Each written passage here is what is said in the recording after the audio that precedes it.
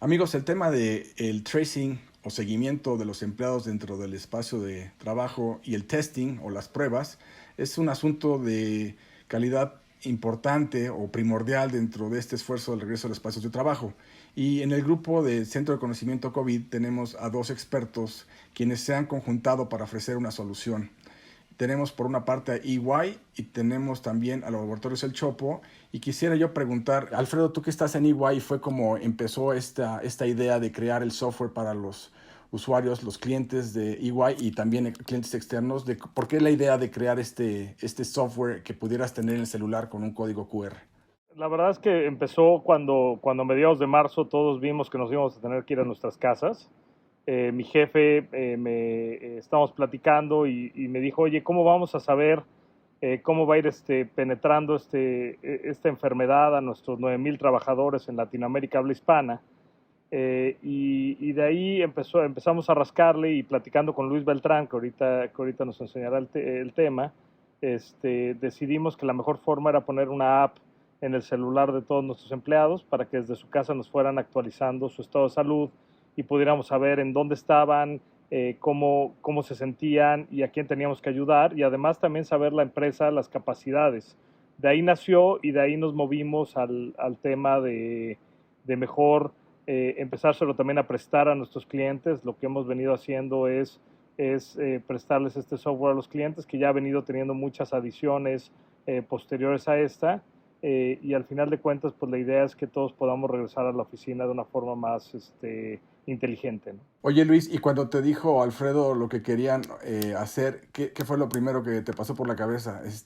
¿Tienes algún, digamos, había algún software sobre el cual te podías basar o tenías que empezar de cero? Habían salido ya varias cosas, ¿no? Estaba la aplicación de Corea del Sur, estaba la aplicación de Singapur y en el medio en el que nos movemos los de tecnología, pues muchas veces encuentras ya estos códigos libres, pero la realidad es que lo primero que se me vino a la mente fue velocidad, es qué podemos construir en un tiempo rápido, que sea robusto, que sea escalable y que podemos poner con nuestros clientes, ¿no? Y ahí empezamos. Dentro de EY tenemos distintas fábricas de software internas en la región y en un par de llamadas con Alfredo empezamos a coordinar a los equipos de Centroamérica, de México, de Colombia para poder tener velocidad en esto, ¿no? Pero sí fue un experimento muy interesante porque sí aprovechamos algunas cosas de otras aplicaciones en cuanto a conceptos y en forma de meter para el usuario esos gadgets que fuimos acomodando, ¿no? Oye, ¿y en qué parte, Alfredo, ya entró el Chopo y cómo salió la idea de hacer el partnership con el Chopo para la parte de testing? Nosotros nos limitamos a desarrollar el software y a poner la logística atrás del software, pero nos dimos cuenta que la única forma que eso tuviera un final y pudiera llegar a ser realmente útil era teniendo un laboratorio, pues, de la calidad del Chopo, ayudándonos a hacer las pruebas cuando fueran necesarias, ¿no? Entonces, lo que estamos buscando es justamente cómo hacer el testing de una forma selectiva pero inteligente. No puedes estar testeando a todos tus trabajadores de manera recurrente porque es muy caro. Lo que estás buscando normalmente es que efectivamente apliques los test necesarios, y pues bueno, pues necesitamos a alguien con el músculo del Chopo, y la verdad es que ha sido una buena alianza hasta ahora. Estamos muy contentos con ella. Carlos, esto ya cayó en tu esfera, digamos, dentro del el grupo que tiene los laboratorios y que es el que busca pues permear y brindar a la población diferentes tipos y a diferentes segmentos. ¿Por qué nos platicas un poquito cómo está armado el Chopo, de qué grupo forma parte y cuántas sucursales y todo esto? Para nosotros realmente ha sido un honor y un orgullo participar con todo este grupo que se está juntando para ver cómo podemos volver a la llamada nueva normalidad.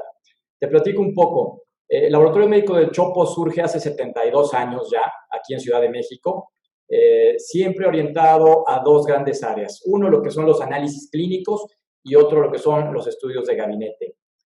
A través de estos 72 años nos hemos constituido ya en una empresa con más de 350 sucursales. Prácticamente estamos en las grandes ciudades del país. Tenemos presencia en 23 estados al día de hoy y contamos con un plan de expansión pues bastante interesante, te diría yo, Queremos ser la primera empresa del sector en tener una cobertura nacional. Y para ello también nos hemos asociado con fondos de capital privado que están apoyando esta expansión del grupo. Entonces, te imaginarás, estábamos bastante ocupados en nuestro proceso de expansión cuando de repente llegó de forma imprevista esta pandemia, ¿no? Cosa que nos ocupó y nos sigue ocupando porque no dejamos de aprender semana con semana. Oye, Benjamín, y del tema médico, cuando hablamos de pruebas, el otro día nos explicabas en el grupo que hay varios tipos de pruebas. ¿Y nos podrías decir brevemente cuáles son estas y cómo se diferencian? ¿Cuál es la prueba que se tiene que hacer la persona que tenga posibilidades o piense que tiene el COVID? ¿Cuál es la prueba adecuada para estas personas? Claro, hay básicamente dos grupos de pruebas, que son las pruebas directas y las indirectas. Las pruebas directas son la llamada prueba de la cadena de polimerasa, y lo que hace esta prueba es que se obtiene una muestra de las células infectadas de la nariz y de la garganta del paciente con un hisopo. En esas células infectadas, primero se extrae el material genético del virus, el ARN, y una vez que ya se extrajo, se empieza a utilizar esta enzima, la polimerasa, para hacer copias, para amplificarlo. Cuando ya está disponible en suficientes cantidades, entonces se puede detectar. Y entonces, esta es la prueba reina. Si nosotros encontramos el material genético en estos hisopos, quiere decir que la persona tiene el virus. Las otras pruebas son las pruebas indirectas, también llamadas pruebas inmunológicas o serológicas. Lo que buscan estas pruebas son los anticuerpos que el paciente desarrolla ante la presencia del virus. Entonces, básicamente tenemos una prueba para una pregunta diferente. La prueba de biología molecular, de polimerasa, la PCR, se utiliza para saber si una persona actualmente está infectada, y entonces lo que hay que hacer es aislarla para evitar la propagación del virus. Las pruebas de anticuerpos te sirven para saber si ya está funcionando el sistema inmunológico y si la persona estuvo anteriormente expuesta al virus. Las pruebas que se tienen que utilizar ahorita para el tema del retorno laboral son las pruebas de biología molecular, las de PCR, porque tenemos que este virus se caracteriza porque mucha gente desarrolla la enfermedad de manera asintomática, es decir, que no presentan los síntomas más comunes, que son dolor de cabeza, fiebre, pérdida del olfato, problemas respiratorios, tos. Hay mucha gente, sobre todo la gente más joven, que no tiene estos síntomas, y estos son los que podrían ser los responsables de estar propagando la enfermedad. Hay dos tipos de pruebas, que es lo que en conjunto con la gente de EY les hemos llamado las pruebas proactivas o las pruebas reactivas. La prueba reactiva es la prueba de biología molecular que tú haces cuando una persona presenta síntomas que te hacen sospechar que tiene COVID-19, o bien cuando estuvo en contacto con otra persona. Entonces, sospechas que la persona tiene la enfermedad y de manera reactiva le haces la prueba. Las que se hacen de manera proactiva son estas que se hacen de manera aleatoria a gente que presumimos que está saludable, pero que pueden ser enfermos asintomáticos. Es lo que decía Alfredo, ¿no? Que no puedes hacerles pruebas a todos. Es imposible y muy caro. Entonces tienes que seleccionar quiénes son los del perfil. Y me imagino que el software que tienes tú, Luis, que desarrollaste, el momento en que alguien indica, oye, o me siento mal, presento síntomas, o me informó mi amigo con el que cené el miércoles pasado que resultó positivo y me tengo que guardar 14 días, y los que estuvieron alrededor de mí también hay que avisarles. ¿O es así como funciona más o menos el software? Yo te diría que hay dos momentos que son interesantes. El primero es el registro del contacto, ¿no? Y en el registro del contacto lo que hicimos con Alfredo fue meter dentro de la aplicación, dentro de tu teléfono, el que tú puedas registrar ya sea manualmente, ¿no? Cuando pasaron varios días y te acuerdas en ese momento, oye, tuve contacto con esta persona, lo puedes hacer. Puedes escanear un código QR de la persona que está enfrente tuyo, que tiene la aplicación. O la tercera es que puedes activar tu Bluetooth y en ese momento registras de manera automática a la persona que tienes enfrente dentro de tu celular.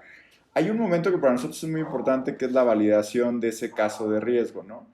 Y para eso construimos una página de internet que está en tiempo real hacia los equipos de crisis dentro de las compañías, y esos equipos de crisis revisan esa información que está cayendo en la aplicación, les llegan alertas, de manera que pueda haber una validación de un equipo médico o un equipo de crisis diciendo, oye, efectivamente te sientes mal.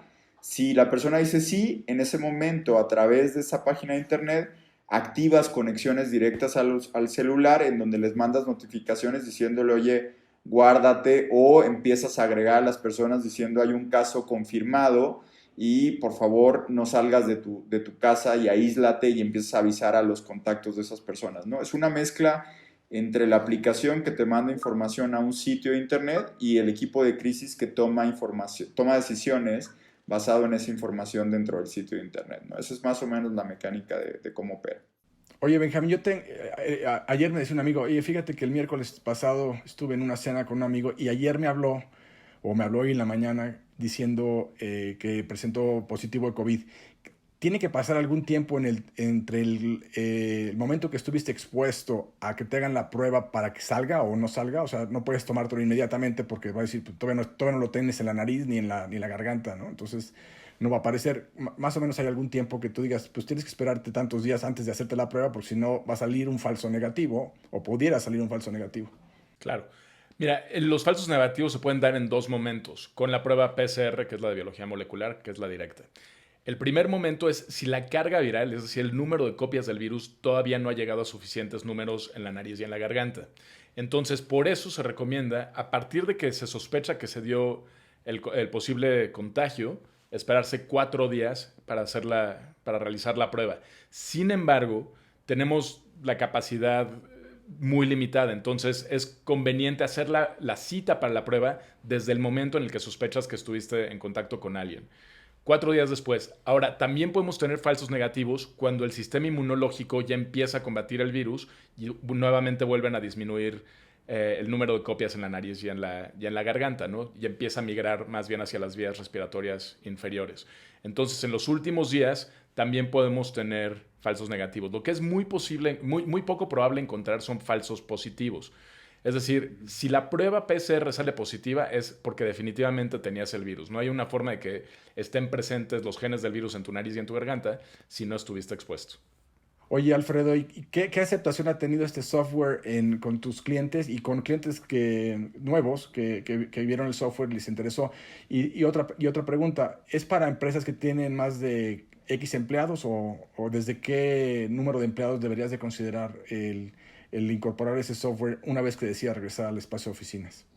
Pues mira, la plática con los clientes ha sido buena. Ya hemos tenido varios que se han sumado a esta iniciativa. Hoy en día tenemos a varios miles de personas ya subidas en esta plataforma. Verdaderamente esto sirve para cualquier tipo de empresa, desde las, llamémosle medianas, arriba de 100 personas o arriba de 80 personas, porque la verdad es que abajo de eso pues poco te sirve el tracking, pero ya arriba de 80, 100 personas te empieza a servir, y tenemos clientes de hasta 90,000 empleados que han implementado esta solución.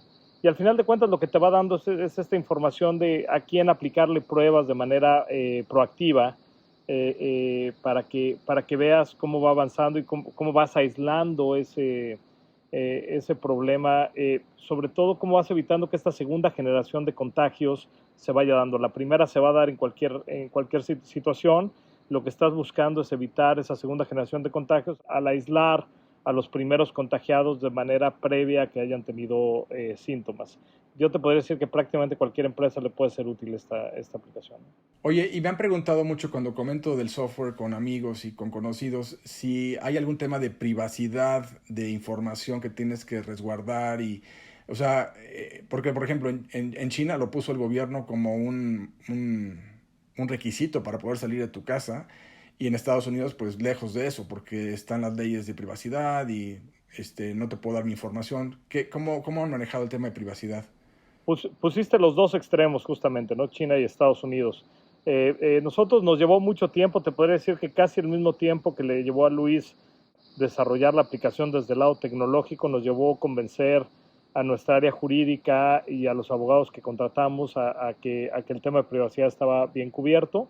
De hecho, la aplicación contempla cosas como que el usuario puede borrar su información, es decir, si yo soy un empleado de una empresa y de repente decido salirme de la aplicación, tengo la autoridad de borrar toda la información que la empresa tiene sobre mi estado de salud, de tal forma que esto nos hace estar en cumplimiento con las reglas de privacidad tanto en México como te podría decir en prácticamente toda Latinoamérica. Al final de cuentas es una aplicación voluntaria para los empleados. Sin embargo, los empleados, por lo menos te puedo decir en el caso EY, de nuestros 9,000 empleados en Latinoamérica habla hispana, más o menos 6,500 ya se subieron a la plataforma, y eso que EY no ha abierto todavía sus oficinas. Es decir, los empleados lo han hecho de manera proactiva, y la verdad es que el feedback que hemos tenido de ellos es que están contentos de que la empresa se está preocupando por ellos. Carlos, ¿cuáles son los retos que ha enfrentado el grupo con COVID? Porque por un lado tienes que la gente necesita hacer pruebas, pero por otro lado la gente tiene miedo de acercarse, a lo mejor como igual que pasa con los hospitales, porque ahí es donde me puedo contagiar según los clientes o la apreciación. Pero ¿cuáles son los retos? El poder hacer la prueba más rápido, están sobrepasados en la cantidad de pruebas que tienen que hacer, o cómo está la situación. Tuvimos que competir a nivel mundial. Cuando empezamos nosotros a montar estas pruebas de COVID, de PCR, pues resulta que toda la materia prima, todos los reactivos para producir estas pruebas estaban prácticamente concentrados en Europa. Los tubos que se usan, por ejemplo, para recolectar las muestras se producen en Italia, y esto estamos en pleno epicentro de la pandemia en Italia. No había prácticamente materia prima. Ese fue el primer reto, te diría. ¿Cómo íbamos a ofrecer esto? Luego la parte legal, ya que tienes la materia prima, la importas y no sale de la aduana porque no ha cumplido ciertos protocolos que el gobierno nos pide. Y una vez que ya tenemos la materia prima, en efecto, ese miedo que los pacientes dicen, oye, me siento enfermo, quiero que un especialista me apoye para ver si tengo la enfermedad o no, pero a la vez tengo miedo de ir a un lugar donde puedo contagiarme. Tuvimos que desarrollar, yo diría, llevamos por lo menos 6 protocolos de atención de pacientes y de apoyo a nuestros colaboradores en sucursal. Como empresa catalogada como esencial, nunca suspendimos labores.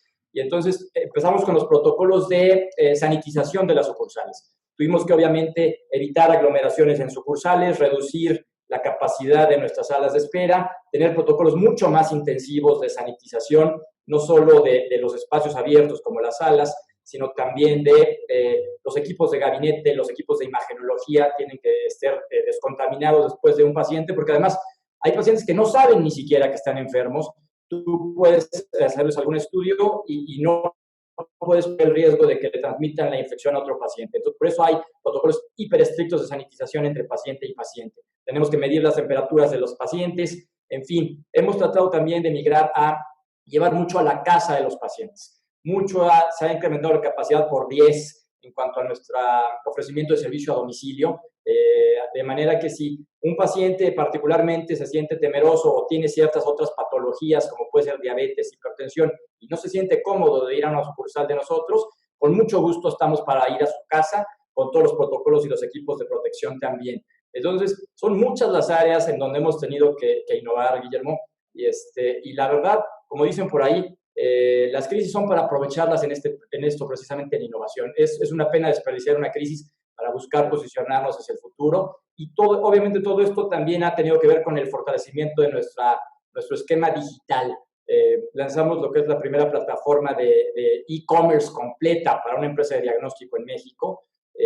Antes solo podías consultar indicaciones, pero no necesariamente transaccionar y pedir tus estudios en línea, cosa que hoy en día somos la primera empresa en el país en hacer. Entonces, como puedes ver, por muchas áreas hemos tenido que estar trabajando, hemos estado bastante ocupados, y por lo que vemos todavía vamos a seguir bastantes meses con este ritmo.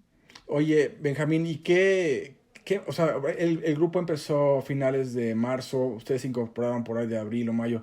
¿Qué hemos aprendido en estos 5 meses que llevamos confinados de la enfermedad? Ahorita dos terceras partes del mundo están reportando aumento muy importante en el número de casos, y hoy por hoy es el momento de mayor crecimiento de la pandemia. Para que nosotros podamos entrar en la fase 4, tiene que suceder una de 3 cosas. La primera es o que el confinamiento sea muy efectivo, o sea, que la gente no salga para nada, pero esto no es viable, sobre todo en economías como la nuestra, donde mucha gente se dedica al comercio informal, están en la economía informal, entonces tienen que salir forzosamente a la calle. La segunda cosa que podría suceder es la inmunidad en rebaño, es decir, que entre el 60 y el 80% de la gente se hayan infectado, de forma que ya tengan anticuerpos o inmunidad celular en su sistema de defensas, de forma que si una persona está infectada no encuentre terreno fértil, no encuentre a quienes infectar para que esto se siga propagando como un incendio.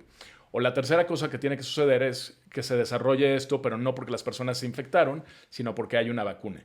Y hemos aprendido mucho. De la gente que se infecta hoy, la probabilidad de que ellos fallezcan es mucho menor que hace 4 meses. Y esto es principalmente por 4 cosas. Hemos aprendido en los 8 meses que tenemos de conocer al virus que se sospechaba primero que era una enfermedad respiratoria, que la causa de muerte era neumonía, y se ha visto que no solamente es la parte de la neumonía, sino que el mecanismo principal es la generación de coágulos en los vasitos sanguíneos. Entonces, ahorita ya se están incorporando nuevas cosas al tratamiento, como es aspirina y heparina, que son anticoagulantes. La otra cosa que se vio es que la gente que tiene COVID empieza a tener saturaciones de oxígeno muy bajas sin tener ningún síntoma. Entonces, ahorita ya se sabe que la gente que tiene COVID hay que estarles monitoreando el oxígeno y que si empiezan a desaturar, de manera muy temprana hay que empezarles a dar oxígeno suplementario. No a través de un ventilador, sino a través de puntas nasales. Y esto cambia totalmente el pronóstico de la gente. La otra cosa es que ya también tenemos 2 medicamentos específicos antivirales contra el virus. Y la cuarta es, hay muchos pacientes que desarrollan una respuesta inmunológica muy, muy exagerada, y esta la podemos regular con medicamentos que tenemos ya desde hace 80 años, que son los esteroides. Entonces, todo este conocimiento que tenemos sobre la fisiopatología del virus y los nuevos tratamientos han hecho que podamos atenderlo de mejor manera, y a pesar de que el número de casos está aumentando de manera muy considerable, la letalidad, es decir, el número de personas que fallecen, ha disminuido gracias a que cada vez tenemos mejores tratamientos. Quizá de mi lado, Guillermo, quizá transmitirte un poco lecciones aprendidas que hemos visto con nuestros clientes, ¿no? Si bien necesitas tecnología para poder hacer todo este tema de tracing, también hay un tema, como decía Alfredo, de change management dentro de las empresas y dentro de las personas de querer adoptar esta tecnología, ¿no? Los casos más exitosos que hemos visto con clientes que han implementado nuestra tecnología es donde ha habido una combinación de una muy buena definición de protocolos, una muy buena estrategia de implementación de la herramienta a través de los equipos de recursos humanos, de decir, oye, ¿por qué te la estoy dando? ¿Por qué te estoy dando una herramienta? Porque me importas, porque te quiero cuidar, porque quiero cuidar a la empresa, porque quiero cuidar al entorno. Y la parte de esa mezcla es, creo, lo que nos va a llevar como compañías a poder retomar esta nueva normalidad y activar la economía, ¿no? Que es muy importante. Es una mezcla de tecnología, protocolos, change management, que es lo que hemos visto que aquellas empresas que lo han hecho bien son las que hoy han tenido menores casos dentro de las empresas, ¿no? Muy cierto, muy cierto. Pues les quiero dar las gracias a los 4 de haber estado en esta charla, y nos vemos pronto en el Centro de Conocimiento COVID, y les agradezco de nueva cuenta su participación. Un abrazo a los 4.